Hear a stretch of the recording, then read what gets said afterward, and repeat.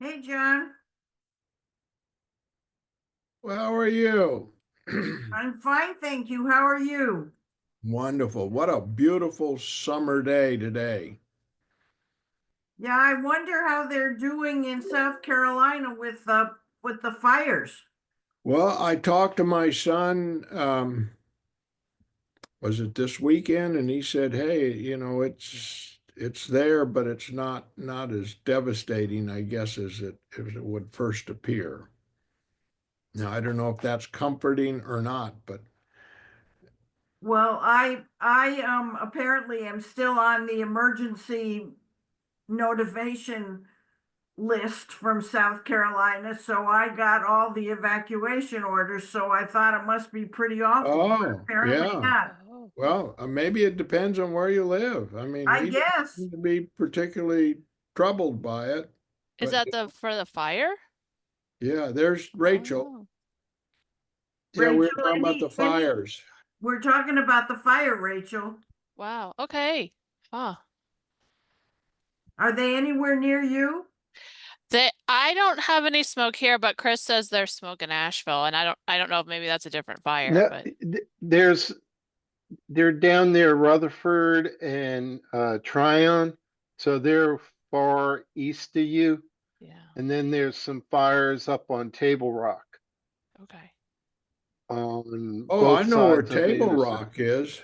Yeah, there's it's as of last night they had none of the fires under control because of the dry weather and all of the kindling that's on the ground from Helene.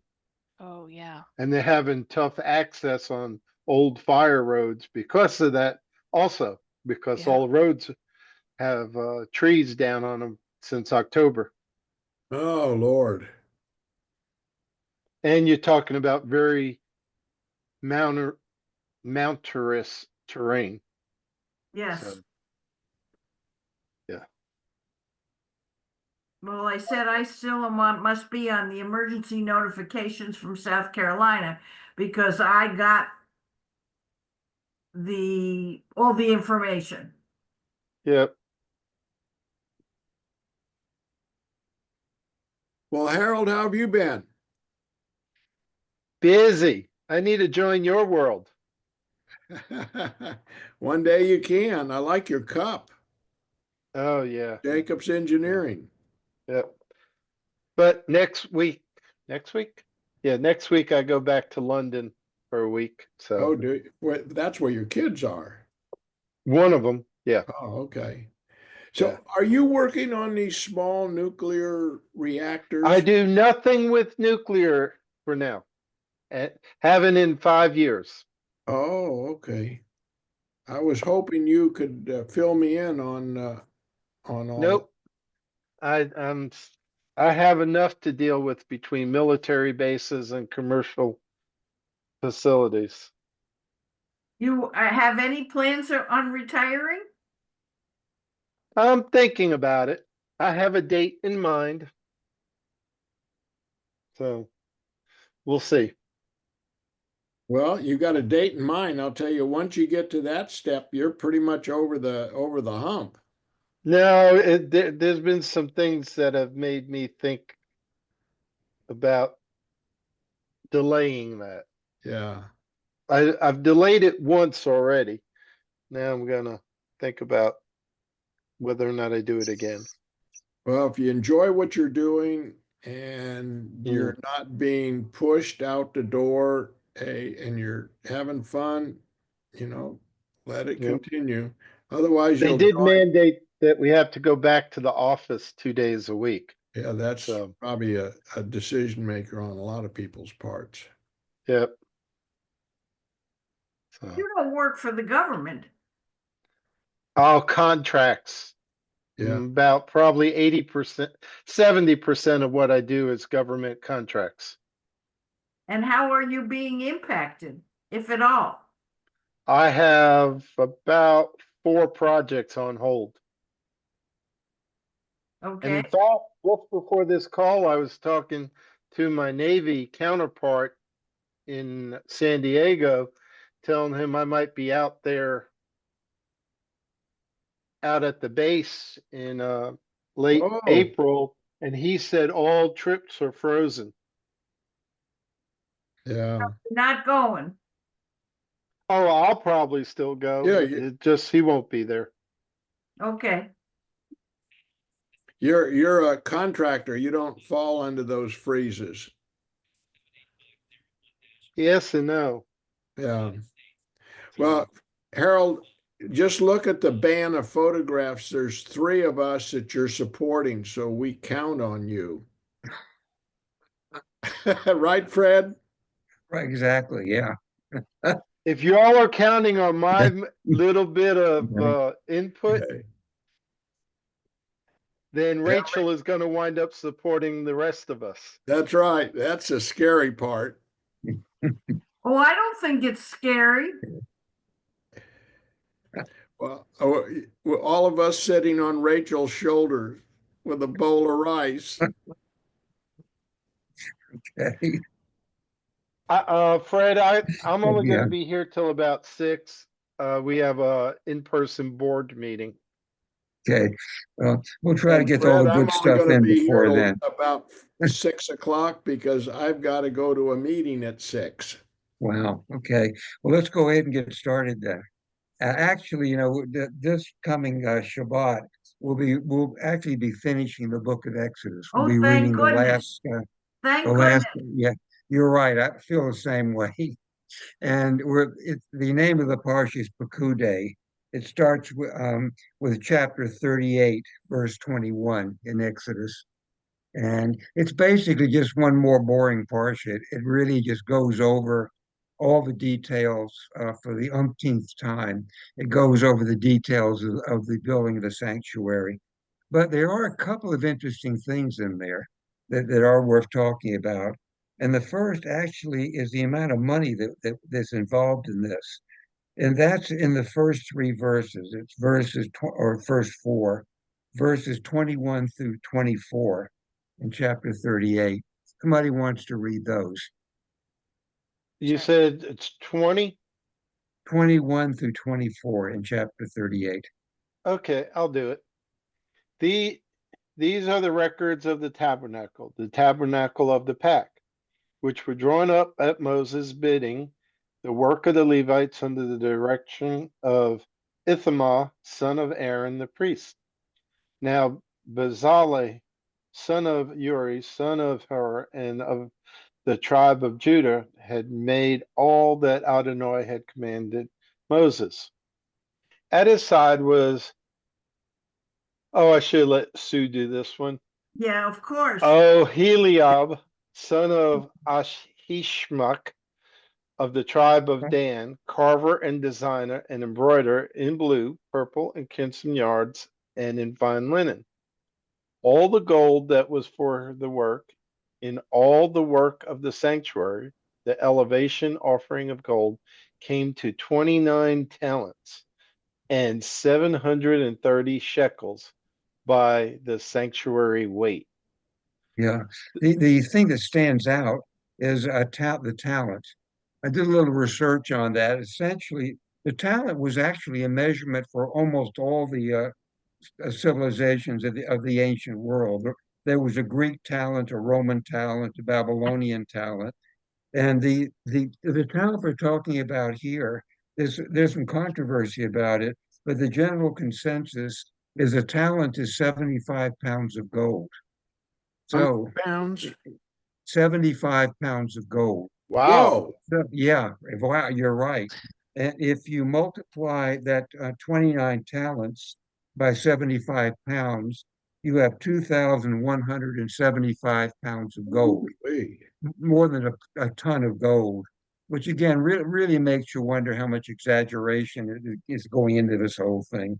That really kind of strains belief, and that's not even counting the silver and all the other stuff. The Hebrew word for talent is kikor, which is also used to describe a round cake. So to assume that this gold, rather than the ingots, that we're used to, was probably in big round cakes. Town will be this big 75-pound cake of gold, essentially. And Well, and think and about it. Who can lift it? Exactly. Yeah. Yeah. It's hard to believe. And the shekel is a smaller division of a talent, and that's the one that was actually used for everyday commerce. A talent of silver is equal to 3,000 shekels. So it's a huge amount of money, by Well, any I could have measure. sworn when I was in Israel a year and a half ago, they still use the term shekel. They do, yeah. A shekel, and it mentions here, it says, let's see, 730 shekels after the shekel of the sanctuary. So apparently there was a reference shekel that was kept in the sanctuary, and that's what you use for your official shekel weight to measure all the other, coins or whatever it was by. But 2,000 pounds of gold, you think of the scarcity of gold. Yeah, it's very, very hard to believe. It really is. But again, if you take the number they gave for the population, they did the census, and there's supposedly more than 603,000 men just between the age of 20 and 50. And if everybody had to give a half a shekel, for the upkeep of the sanctuary, that would be a lot of shekels. But even that, it's hard to think that it would amount to that much gold. It's just it's one of those biblical numbers you have to take with a big grain of Yeah. salt, essentially. And it was probably sourced out of Africa. Yeah, who knows where it could have come Yeah. from, and it's hard to believe they left Egypt, with wagon loads of gold, all these big Yeah, cakes with of gold. 2,000 pounds of Yeah, gold on the wagons with no yeah, bearing. yeah. It's one of these things that you just have to accept it and move on. It doesn't make sense. The other one, I think one of the other interesting descriptions in here, though, is in chapter 40, where they discuss Aaron and the priesthood. And that's on chapter 40. And it starts with verse 12 and goes through 16, if someone wants to read that. Sure. And you shall bring Aaron and his sons forward to the entrance of the tent of meeting, and wash them in water, and you shall dress Aaron in the sacred garment, and anoint him and consecrate him, that he be a priest to me. And his sons you shall bring forward and dress them in tunics, and you shall anoint them as you anointed their father, that they be priests to me, and their anointing shall become for them an everlasting priesthood for their generations. And Moses did as all that the Lord had charged him, thus he did. So this is a priesthood, which is going to start with Aaron and go to his sons, and it's going to be in his family, pass from father to son, apparently forever. And supposedly all the priests, all the way down into the Greco-Roman era, were supposedly all descendants of Aaron. And then, of course, in the year 70, the Romans destroyed the temple. There's no longer a functioning priesthood. But even today, and we talk about people in the synagogue as being Kohens, as being priests. And usually, like, if you're attending a synagogue for the first time or joining a congregation, it's very likely that the rabbi or one of the gabbis will ask you, are you a Kohen? Because you get to go up to the Torah first. It's a Torah honor. And there are a lot of people that are very skeptical about this. How can anybody really know if they're a Kohen? When there hasn't been a functioning priesthood for 2,000 years. Now, there's certain family names that are supposed to indicate that. Cohen is obviously one, but there's also Kagan and then Khan and a number of other related Jewish names that are supposed to indicate that you have a priestly family. But there's always been a lot of skepticism about that. How can anybody really know that centuries later? But it's interesting, about 25 years ago, a group of British geneticists decided to try to find out. They did the study in England, and it was a genetic analysis. It's easy to really to analyze because it's passed purely in the male line from father to son. And so all you have to do is look at the X chromosome, and see if there are markers on the X chromosome that are more frequent in people who claim to be priests than people who are not. And so they took all the people they could find in England who claimed, to be Kohen, and then a number of, as a control group, one group of Jews who are not Kohen, and a group of non-Jews. And they compared the X chromosome. And lo and behold, the people who believed that they were priests did have genetic markers that were more in common with each other than they had with the non-Jews or the non-priestly Jews. Hmm. So apparently, it's, as wild as it may seem, the tradition really has been uh, kept up over 20 centuries, since the temple was destroyed. Fred, now was Mm-hmm. Aaron then first Levite? He was a member of the tribe of Levi. Okay, so he wasn't Yeah. the first Levite then. No, well, the first Levite actually was Levi himself, the founder of the tribe. But Oh, the way it was set up, the whole tribe of Levi, all the descendants of Levi are Levites, but right. only one family within the tribe, Aaron, the descendants of Aaron, can have the priesthood. And as we'll read later, is an episode in the book of Numbers where the first cousin of Moses and Aaron, a man named Korah, actually raises a rebellion against Aaron and Moses because he's really angry because their family got the priesthood. They're first cousins, and his family didn't. They're just ordinary Levites, and Aaron gets to dress up in all these great robes and preside in the temple and whatnot. Yeah, and even today, even though there isn't a functioning priesthood, there are in the rabbis preserved a few things in the synagogue ritual. In many synagogues, in the high holidays, anyone who is a Kohen, the Kohanim will usually get up on the bima and bless the congregation. They'll give the priestly blessing. There's also, I think we read this before, that you have every firstborn son has to be redeemed. And in many, particularly Orthodox congregations, what you do is usually done before Passover. You bring your son to somebody who is the Kohen in the congregation, and you make a donation to the Kohen who passes it on, to the congregation. So that and of course the Kohen is always the first one called up to the reading of the Torah. So even today, when there's no temple, there still are a few perks you get, for being a Kohen. Now, this really is about all that's really worth reading, in this parsha.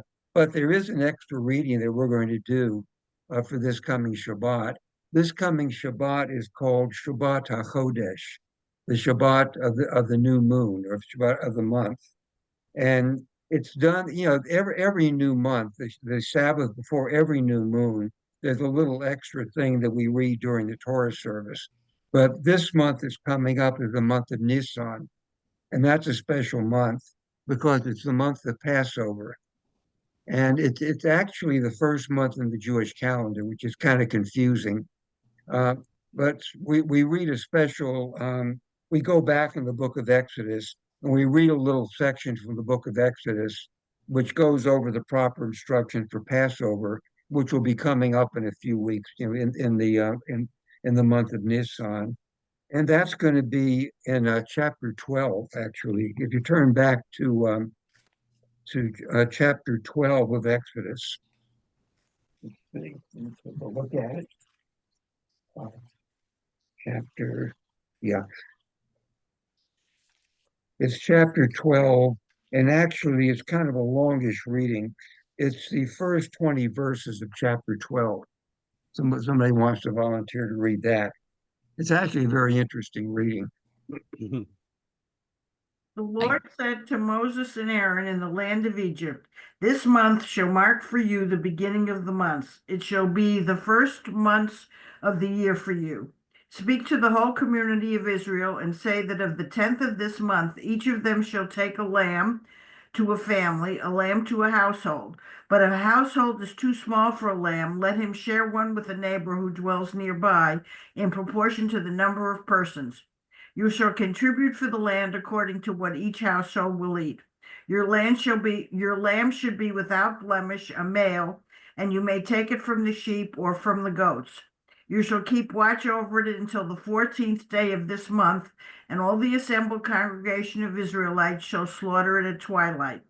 They shall take some of the blood and put it on 2 doorposts and the lintel of the house in which they are to eat it. They shall eat the flesh that same night. They shall eat it roasted over the fire with unleavened bread and bitter herbs. Do not eat any of it raw or cooked in any way with water, but roasted, head, legs, and entrails over the fire. You shall not leave any of it over until morning. If any of it is left until morning, you shall burn it. Keep going. Yeah, it goes through it goes through verse 20. This is how you shall eat it. Your loins girdled, your sandals on your feet, and your staff in your hand, and you shall eat it hurriedly. It is a Passover offering to the Lord. For the night I will go through the land of Egypt and strike down every firstborn in the land of Egypt, both man and beast, and I will mete out punishments to all the gods of Egypt, I the Lord. And the blood on the houses where you are staying shall be a sign for you. When I see the blood, I will pass over you, so that no plague will destroy you when I strike the land of Egypt. This day shall be to you one of remembrance. You shall celebrate it as a festival for the Lord throughout the ages. You shall celebrate it as an institution for all times. 7 days you shall eat unleavened bread. On the very first day you shall remove the leaven from your houses. For whoever eats leavened bread from the first day to the seventh day, that person shall be cut off from Israel. You shall celebrate a sacred occasion on the first day and a sacred occasion on the seventh day. No work at all shall be done on them, only what every person is to eat, that alone may be prepared for you. You shall reserve the feast of the unleavened bread, for in this very day I brought your ranks out of Egypt. You shall reserve this day through the ages as an institution for all time. In the first month, from the 14th day of the month at evening, you shall eat unleavened bread until the 21st day of the month at evening. No leaven shall be found in your house for 7 days. For whoever eats what is leavened, that person shall be cut off from the community of Israel, whether he is a stranger or a citizen of the country. You shall eat nothing leavened in all of your settlements. You shall eat unleavened bread only. So that's a pretty concise summary of Passover. There are a couple of interesting things in it, though, particularly at the very beginning. It says in verse 2, this month shall be unto you the beginning of months. It shall be the first month of the year to you. So what about Rosh Hashanah? This is one of the weird things, really weird things about the Torah. The Torah clearly says that Nisan is the first month of the year. And if you look at the directions that we get later for Rosh Hashanah is on the first day of the seventh month. And it's really amazing. To me, it's one of the most startling examples of how the rabbis could sometimes, actually ignore a literal reading of a Torah and just invent a holiday, essentially. The rabbis basically ignored, the directions here and decided that the first day of the seventh month of Tishri should be Rosh Hashanah, even though the Torah itself never uses the word Rosh Hashanah, and all it says about the first day of the seventh month, there are two things about it. One, it's a Yom Teruah, it's a day of blowing the shofar, and secondly, it's Yom HaZikaron, the day of remembering. But it doesn't tell you what you're supposed to be remembering. But there's nothing in there about it being a new year. That's just purely, a rabbinic invention.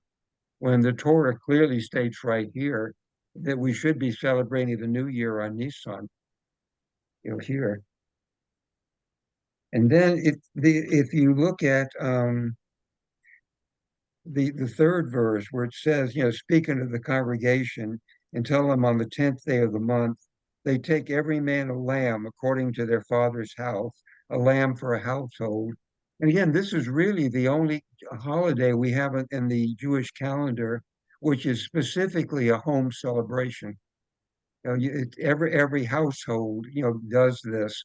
This is not done in the sanctuary. It's not done as a congregation. It's done as a family. It's the only one that really specifies that it's a family thing. Why do you think that, Fred? Yeah. It's not really clear, Okay. why they would do this. The other thing is, of course, the choice of a lamb. I've never been to a Seder where they serve lamb. Traditional Seders, you either get brisket or you get chicken, or sometimes you get both. But actually, I didn't realize, the only Seder's I've ever been to are Ashkenazic Seder's. And the Sephardic Jews actually do use lamb, yeah, at their Seder's. And Be it's not happy clear, it's not goat. yeah. Well, maybe if there are any Caribbean Jews, Jamaican Jews, they may very well have goat at their Seder. But one explanation I've heard, I don't know if it's really true or not. One rabbi asked about it. It said that since the lamb was used as part of the temple ritual, now that there's no longer a temple, we no longer use it kind of as a sign of mourning that the temple is no longer here. The same reason we don't have instrumental music in a synagogue. It's kind of a mourning symbol because there used to be instrumental music in the temple, and we're not going to have it until the temple's rebuilt. So that's one possible explanation. But the Sephardic Jews do have lamb, at their seders. And then the other odd thing is, if you look at verse 11, where they say, "Thus you shall eat it, with your loins girded, your sandals on your feet, your staff in your hand, and you shall eat it in haste. It is the Lord's Passover."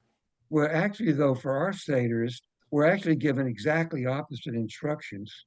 We're supposed to eat it reclining at leisure. Um, and the explanation the rabbis gave was that this is the first Passover Seder being described, and these people are still slaves. They haven't left Egypt yet, and they don't really know if they will. Maybe Pharaoh will change his mind. Who knows what's going to happen before they get out of Egypt. So the idea is that you don't know what's going to happen. You're going to be refugees in a sense, and you're reading this in haste. Whereas now, after the Exodus, now we're free people eating the Seder. And just like the Greek and Roman aristocrats, we're supposed to recline at the table, eat it slowly at leisure, to show that we're no longer slaves. We're now free people. And of course, the rabbinic tradition is you're supposed to recline, which is really hard to do. I tried to do that once at a Seder. First of all, you have to have a chair with arms. If you don't have a chair with arms, forget about it. And even if you do have a chair with arm, you have to wedge a pillow in there. It's really not very comfortable. So, but the tradition is you're supposed to recline during the Shabbat. I guess you could do it. Everybody had a lazy boy, but then it would be hard to get to the table. So I was gonna joke it's biblical fast food in yeah, Exodus. it really is. It's the first fast food Seder. You eat it standing up, ready to go. And there is one group of Jews that still does that, and these are the Yemenite Jews. There is a large Yemenite Jewish community, in Israel today. They really have their own customs, their own traditions for celebrating the holidays, and they celebrate the Passover really standing up at the table, dressed as if they're ready to go out. They really follow the literal instruction of Exodus.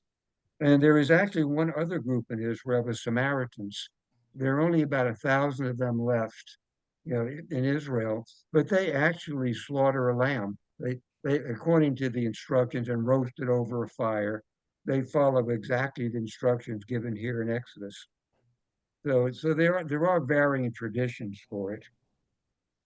And then, of course, they go over the instructions for the leaven, for not eating leavened bread. And there's an interesting verse. If you turn to verse 19, where they say, 7 days shall there be no leaven found in your houses. For whoever eats that which is leavened, that soul shall be cut off from the congregation of Israel. And again, the rabbis debated a lot about that. Nobody really knows exactly what that means. There's one opinion that you would die prematurely. God would kill you for not doing this. One is that you would no longer be considered part of Israel. Another was that you would be cut off from Israel for a specified period of time, and then you could rejoin the congregation. And no one knows exactly what it is. But I think, as I've mentioned this before when we talked about Passover, it probably is the only holiday that every Jew, even the most secular, atheistic, non-observant Jews, will have a Passover Seder. If you ask most Jews, what's the most important Jewish holiday, 9 times out of 10, somebody will say Yom Kippur. So a few people may say Shabbat, But if you think about it in terms of how many Jews actually observe it, I think you can make a much better case for the Passover Seder. I know a lot of Jews, including people in my family, who are totally non-observant or totally don't have any Judaism in their lives. They don't belong to a congregation. They don't belong to any Jewish organization. They don't donate to any Jewish charity. They really they don't read Jewish books. They really have very little connection, almost no connection with their Jewish heritage, but they will have a Passover Seder. It's the one thing that they do. And you even see it in Israel, where most of the population is not traditionally observant as far as Jewish ritual. Almost every Israeli has a Seder. It doesn't matter whether they call themselves secular or not, you have a Seder. So it's the one real Jewish celebration, which is probably the closest to being universal, really, for all Jews.